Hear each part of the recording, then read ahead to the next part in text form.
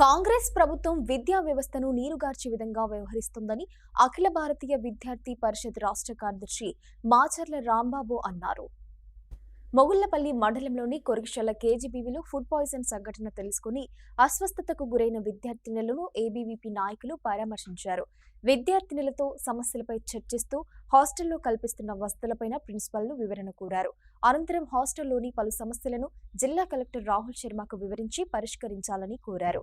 ఈ సందర్భంగా వారు మాట్లాడుతూ ఫుడ్ పాయిజన్ సంఘటనలు రాష్ట్ర వ్యాప్తంగా వెలుగు చూస్తున్నాయని, అరకొర వసతులతో ప్రభుత్వం విద్యా వ్యవస్థను భ్రష్టు పట్టిస్తుందని, రాష్ట్రంలోని నలుమూలలా విద్యార్థుల ఆత్మహత్యలు, ఫుడ్ పాయిజన్ సంఘటనలు వెలుగు చూస్తున్నప్పటికీ ప్రభుత్వం స్పందించట్లేదని ఆరోపించారు.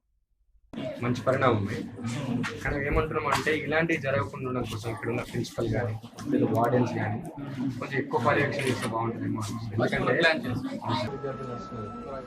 ఇలాంటి పిల్లలు చాలా మంది హాస్టల్స్ కూడా ఉంటారు.